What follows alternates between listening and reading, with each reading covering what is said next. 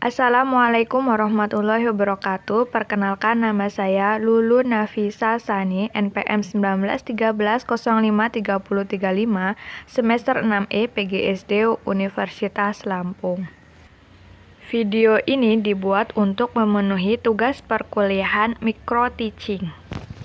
Video yang saya buat yaitu kelas 3, tema 3, subtema 4, pembelajaran 1. Berikut videonya. Sebelum memulai pembelajaran pada hari ini, alangkah baiknya kita berdoa. Berdoa dimulai. Bismillahirrahmanirrahim. Raditu billahi robban wa bil islami wa bil Muhammadin nabiyya wa rasulah. Rabbi zidni ilma warzuqni fahma. Amin ya rabbal alamin. Shadaqallahul azim. Ucapkan salam. Assalamualaikum warahmatullahi wabarakatuh. Waalaikumsalam warahmatullahi wabarakatuh.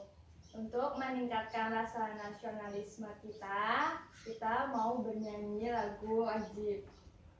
Yuk nyanyi lagu wajib. Yuk pimpin dia. Yuk berdiri semuanya.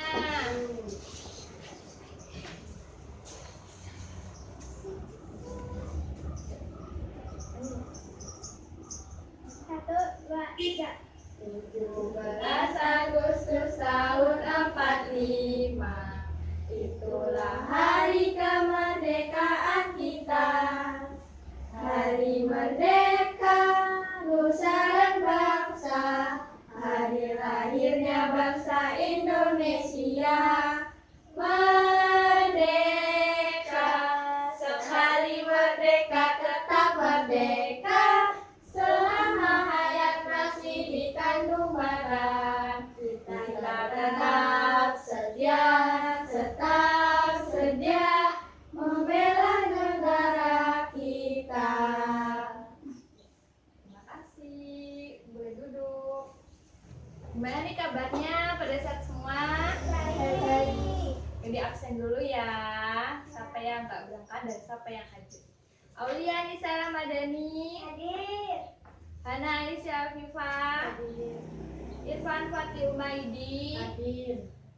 Rizkia Ulil Inaya hadir. Salva Neneng Noviani hadir. Hadir semua ini. Hadir. Ya. Kita mau belajar tema berapa ini? Tema 3. Subtema 4. Pembelajaran 1. Di pembelajaran sebelumnya kan udah belajar tentang perubahan wujud. Sekarang kita akan belajar keajaiban perubahan wujud di sekitarku. Setiap hari terjadi perubahan alam di sekitar kita. Perubahan wujud adalah contohnya hujan terjadi karena perubahan wujud. Coba, hujan itu kan terjadi karena perubahan wujud. Dari apa terus jadi apa? Dari air laut yang menguap terus menjadi hujan. Hitam terusan turunlah hujan. Makanan menjadi nikmat karena adanya garam yang diperoleh dari perubahan wujud. Perhatikan kebesaran Tuhan yang Maha Kuasa melalui perubahan wujud di sekitar kita. Dapatkah kamu mengamati peristiwa perubahan wujud dalam keseharian kita? Kita pernah nggak mengamatinya? Pernah. Apa saja coba? Membuat S1. Terus? Menyebut pakaian. Kalau ini namanya apa? Garam. Garam membuat masakan menjadi lezat. Makanan yang tidak diberi garam terasa hambar. Sebutkan perubahan wujud yang terjadi pada pembuatan garam. Mari kita baca wacana di bawah ini. Ayo kita baca wacana ini bergilir ya. Dari Ulil dulu. Bertani garam. Garam dihasilkan dari air laut. Di pinggir pantai petani garam membuat ladang garam. Ladang garam ini berbentuk tambak-tambak untuk menampung air laut. Terbentang luas di pantai yang tidak memiliki banyak sungai, contohnya di pantai utara Pulau Jawa, Madura, Sumatera, Sulawesi, dan pantai-pantai di daerah lapisan tenggara. Bagaimana proses menghasilkan garam? Pertama, petani menyiapkan petak batang tambak. Tanah di dalam petak tambak terlebih dahulu harus dipadatkan. Selanjutnya, setelah tambak garam dibuat lalu diisi air laut dengan kedalaman tertentu. Air laut sinar matahari akan menguap meninggalkan sisa-sisa garam. Untuk mendapatkan lapisan garam yang tebal, setiap hari harus ditambah air lautnya. Hal ini untuk menggantikan air laut yang menguap setelah sekitar 210 hari atau setelah musim kemarau berakhir. Lapisan garam di dasar tambak pun harus segera dipanen. Memanennya jangan menunggu musim hujan tiba. Mengapa? Sebab kualitas garam akan menurun atau tidak bagus. Garam-garam setelah dipanen lalu dijual ke pabrik untuk ditambah zat iodium dan dikirim ke daerah-daerah. Garam dihasilkan oleh air laut. Ladang garam ini berbentuk tambak-tambak untuk menampung air laut. Ladang garam terbentang luas di pantai yang tidak memiliki banyak sungai. Contohnya di mana aja? Pantai Utara, Pulau Jawa, Madura, Sumatera, Sulawesi, dan pantai-pantai di daerah Nusa Tenggara. Bagaimana proses menghasilkan garam? Bagaimana? Yang pertama, petani menyiapkan peta-peta garam tanah di dalam peta garam. Terlebih dahulu Dipadatkan. Terusan, setelah ditambak garam, dibuat lalu diisi air laut dengan kedalaman tertentu. Air laut yang terkena sinar matahari akan menguap dan menghasilkan kristal-kristal garam. Inilah yang disebut perubahan wujud dari garam, yaitu menguap dan meninggalkan kristal-kristal garam. Untuk mendapatkan lapisan garam yang tebal, setiap hari harus ditambah air lautnya. Hal ini untuk menggantikan air laut yang menguap setelah sekitar berapa? 210 hari Atau setelah musim kemarau berakhir. Lapisan garam di dasar tambak pun harus dipanen. Mengapa? Memanennya jangan menunggu musim hujan tiba, karena sebab kualitas garam akan menurun dan tidak bagus. Garam-garam setelah dipanen lalu dijual ke pabrik untuk ditambahkan zat iodium dan dikirim ke daerah-daerah. Jadi setelah dipanen, garamnya itu nggak bisa langsung dimakan, harus ditambah zat iodium. Ada yang mau bertanya nggak? Nggak ada, yuk kita lanjut mau nonton video pembuatan garam ya.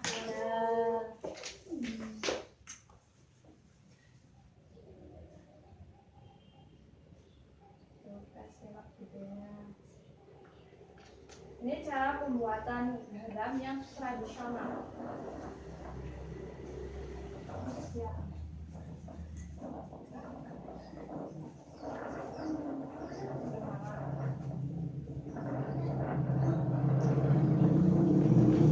Kayak gitu prosesnya.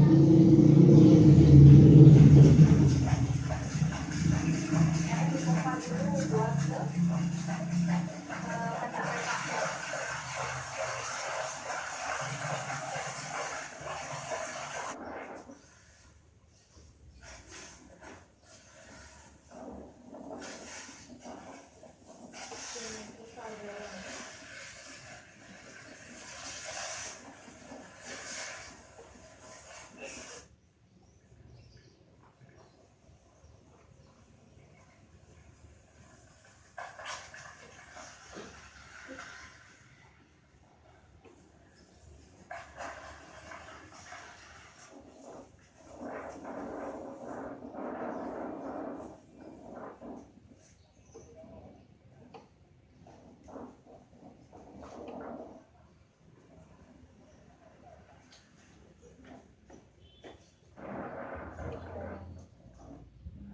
yang tadi cara yang tradisional.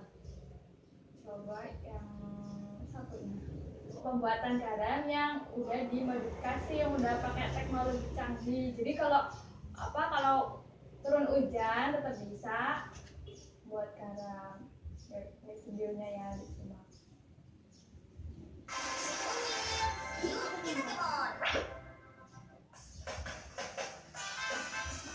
Satu lagi nih, berkah dari pesisir yang disediakan oleh laut. Lihat garam dalam jumlah yang sangat banyak. Cuma sayangnya kebutuhan garam yang sangat tinggi belum dapat diimbangi oleh jumlah produksi garam di tanah air. Karena petani garam tidak bisa menghasilkan garam saat musim hujan kayak sekarang. Untungnya sekarang ada teknologi yang membuat petani garam bisa memanen garam sepanjang tahun tanpa terpengaruh oleh cuaca. Kualitas garam yang dihasilkan juga lebih baik loh. Mantap! Yuk kita kemon! Tambak garam ini beda dari yang biasanya loh teman-teman. Panen garamnya di dalam rumah Prisma. Tujuannya supaya air laut yang ditampung gak kena hujan. Jadi saat musim hujan pun petani garam bisa tetap panen. Selain itu, plastiknya air mudah dipompa menuju ulir agar kotoran mengendap dan air menjadi lebih bersih. Setelah dari ulir, baru deh air yang sudah bersih masuk ke dalam rumah Prisma. Melalui proses pemanasan, air muda akan berubah menjadi air tua. Proses ini berlangsung selama musim kemarau.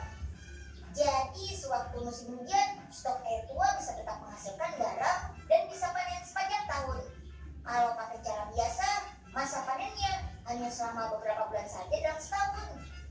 Sekarang kita lihat ke dalam rumah Prisma yuk. Ada 2 lantai nih. Bagian bawahnya untuk menampung air tua dan bagian atasnya adalah meja produksi. Di meja produksi inilah berlangsung proses kristalisasi air laut tua menjadi garam. Garam yang dihasilkan rumah Prisma ini terlihat lebih jernih dan masuk kategori garam kualitas premium loh. Jadi nggak cuma meningkatkan produktivitas saja, tapi kualitas garamnya juga jadi lebih baik. Mantap! Nah, udah selesai. Tadi dari 2 video tadi informasi yang dikeluarkan apa aja? Perbedaannya. Kalau yang pertama itu kan membuatnya masih secara tradisional. Jadi kalau musim hujan nggak bisa ya nggak bisa panen, nggak bisa berproduksi juga. Terus yang video kedua tadi bisa segala musim ya, mau musim kemarau bisa, musim hujan bisa. Yuk sekarang kita bagi kelompok ya. Kita mengerjakan tugas.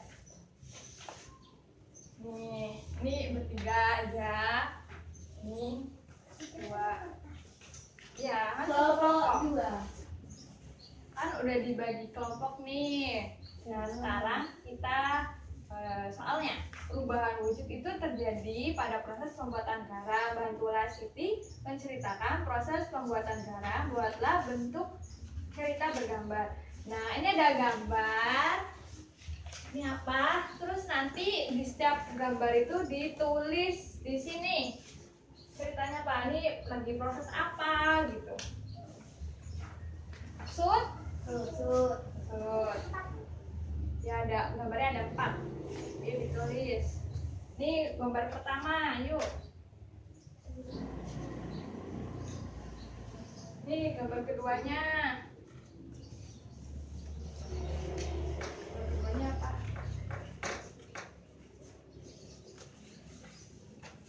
Sekarang gambar ketiga. Gambar ketiga. Yuk gambar ketiga. Gambar ketiga masih tinggal 1 gambar lagi. Gimana gambar keempat udah selesai? Gambar lagi.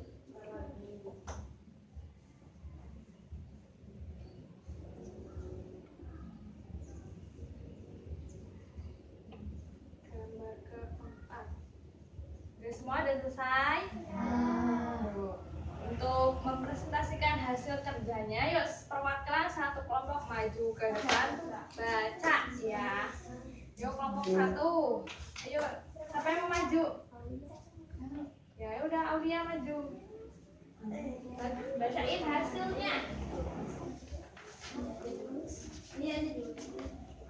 Yuk, Aulia dulu. Yuk. Pertama, petani menyiapkan petak-petak tambak. Terus yang kedua, Setelah tambak garam dibuat lalu diisi air laut dengan kedalaman tertentu. Air laut yang terkena sinar matahari akan menguap dan meninggalkan kristal-kristal garam.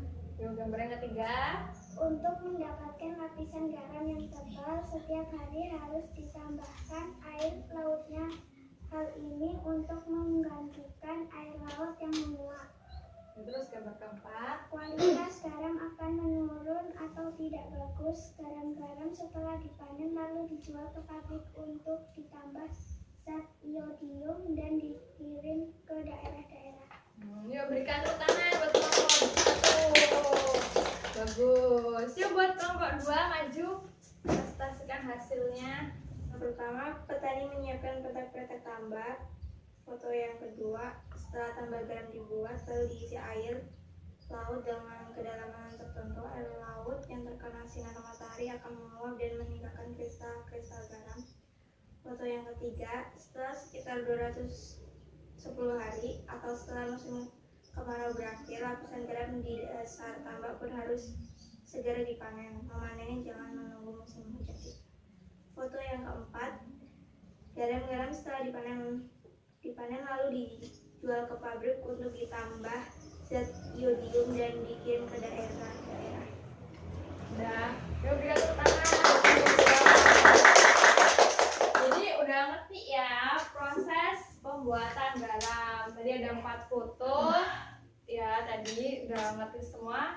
Sekarang kita lanjut ke pembelajaran selanjutnya. Dibuka buku temanya yang selanjutnya. Halaman 179.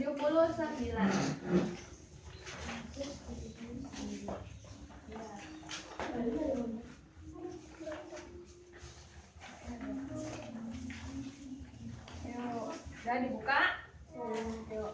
Waktu yang dibutuhkan petani garam untuk mengisi 1 petak air laut adalah 2 jam. Berapa lama waktu yang diperlukan dalam satuan menit? Nah, di sini Ibu mau ngasih tahu 1 jam itu 1 jam sama dengan berapa? 60 menit. Ini ya, ini adalah acuannya. 1 jam sama dengan 60 menit. Terus tadi berapa? Untuk mengisi 1 petak itu adalah 2 jam. Mengisi 1 petak itu 2 jam. 2 jam diubah ke menit. 2 jam diubah ke menit. Jadi berapa? 2 sama dengan 2 dikali 60 menit sama dengan 120 menit. Jadi untuk mengisi 1 petak garam air laut itu diperlukan waktu 120 menit. Nah, untuk memanen 1 petak garam, petani garam memerlukan waktu 90 menit. Berapa lama waktu yang diperlukan dalam satuan jam? Sekarang dibalik lagi. 90 menit. 90 menit. 90 menit. Berapa jam? Tadi berapa? 1 jam tadi berapa? 60 sama dengan berapa? 60 menit. Ditambah berapa sisanya? Ditambah 30 menit. Jadinya 1 jam setengah. 1 jam 30 menit.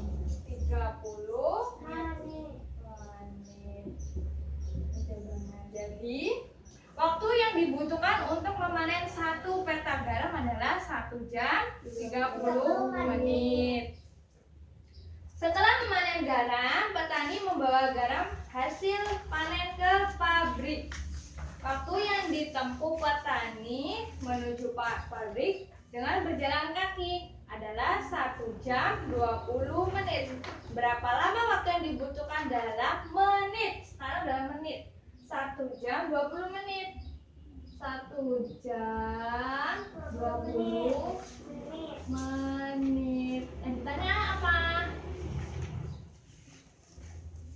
Berapa menit? Tadi berapa? 1 jam tadi berapa? 60 menit ditambah 20. Hasilnya berapa? 80 Hasilnya 80 menit. Jadi petani membutuhkan waktu 80 menit. Coba contoh selanjutnya.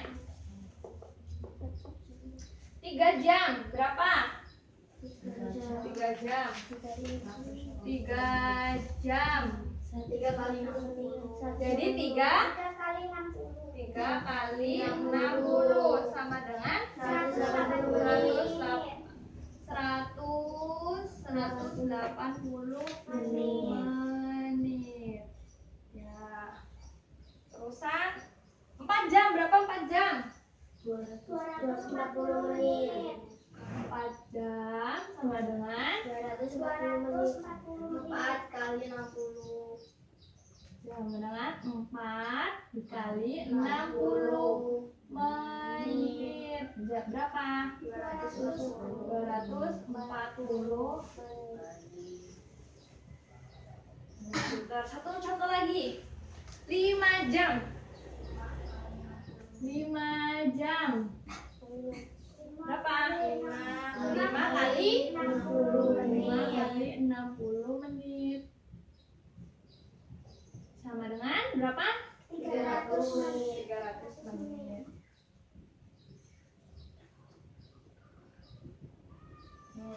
Yuk biar semangat, kita tepuk semangat dulu yuk. Yuk, 1, 2, 3, tepuk semangat. Semangat.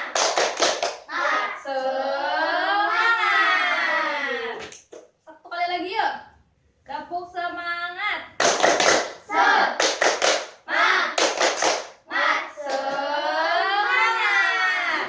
Nah, sekarang coba maju satu-satu ya. Dibuka buku temanya ya. Selanjutnya. Yo nanti dapat giliran satu-satu ngerjainnya.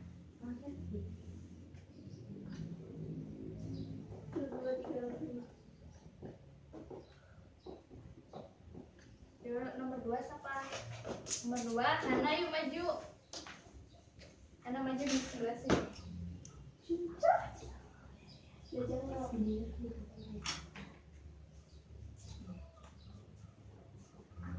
Ditulis nomor 1, nomor 2. Oke, nomor 3 Irfan, maju.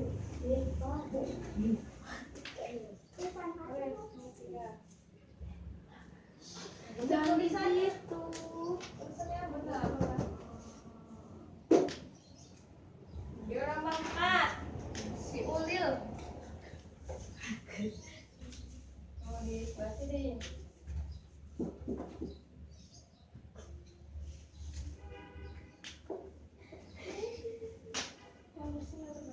Nomor tulis ikan.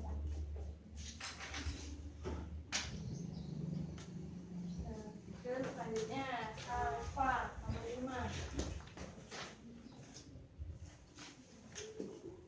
Ini kita koreksi bareng-bareng ya.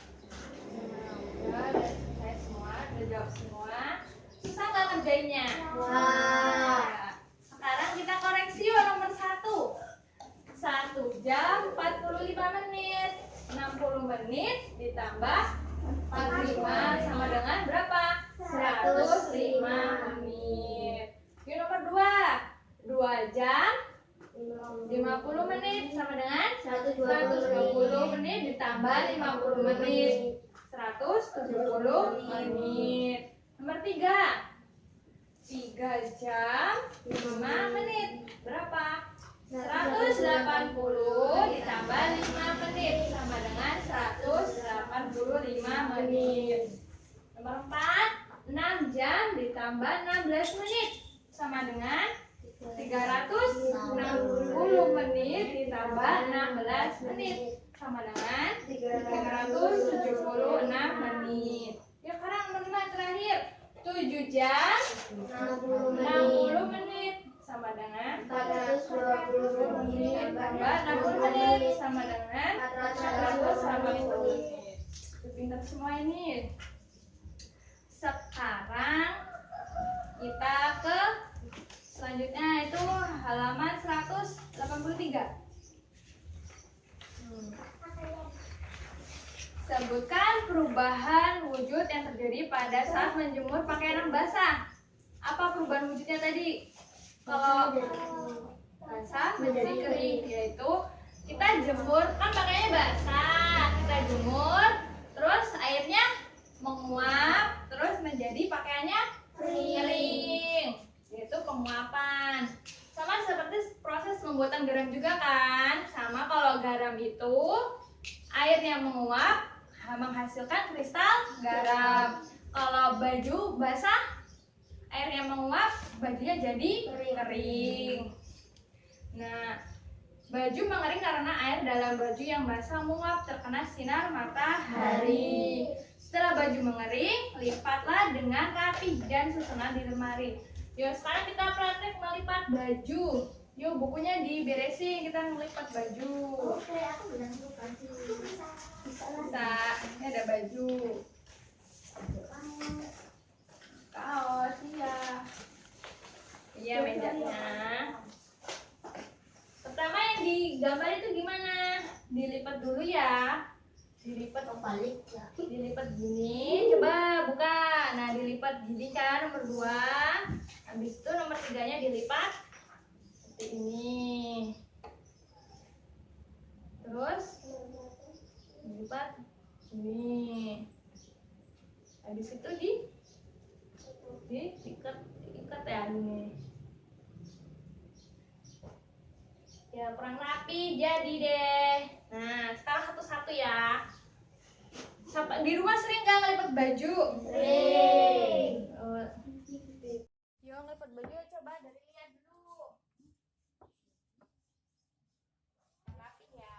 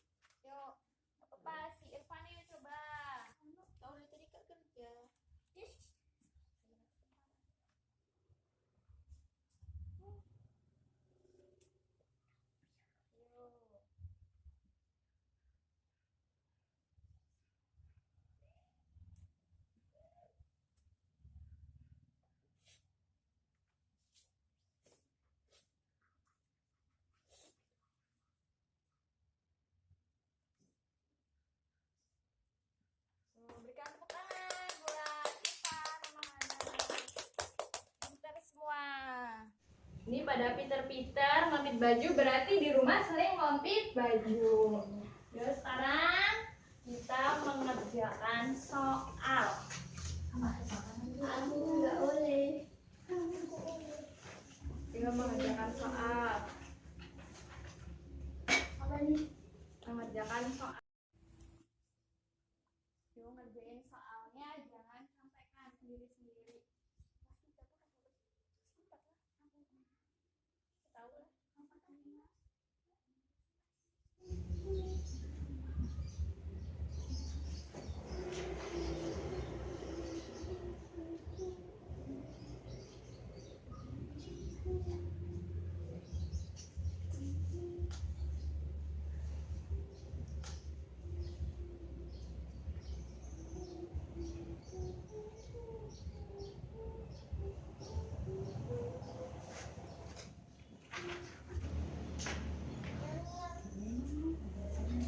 Gimana, udah selesai semua belum? Udah. Udah. Aku Selesai. Silakan cek. Ya sini dikumpulin yang udah. Udah enggak? Enggak. Ayo ya. Udah. Oke. Dari soal evaluasi ini ada yang sulit nggak? Ada. Nggak ada. Bisa semua? Bisa semua. Oke, dikoreksi dulu ya. Iya Bu. Iya, Bu. Iya Bu. Ini hasilnya udah dikoreksi bagus-bagus, bajunya 100 semua. Hebat tuh, pintar tuh. Nah, hari tadi kita tuh habis belajar apa aja? Yang pertama belajar apa? Ya, perubahan wujud garam ya. Yang kedua kita belajar apa? Merampit baju. Ya, melapis baju juga. Terus tadi matematika. Dari semuanya ada yang mau ditanyakan nggak? Enggak. Oke. Semuanya udah paham semua kan? Ya, sekarang untuk mengakhiri pembelajaran pada hari ini, langkah baiknya kita berdoa dimulai. Bismillahirrahmanirrahim. Subhanakallahumma wa bihamdika asyhadu an la ilaha illa anta astaghfiruka wa atubu ilaik. Sadaqallahul azim. Assalamualaikum warahmatullahi wabarakatuh. Waalaikumsalam warahmatullahi wabarakatuh. Besok jangan lupa kita mempelajari yang pembelajaran kedua. Jangan lupa dibaca lagi ya, dipahami lagi. Sekarang saatnya pulang. Ayo. Nih.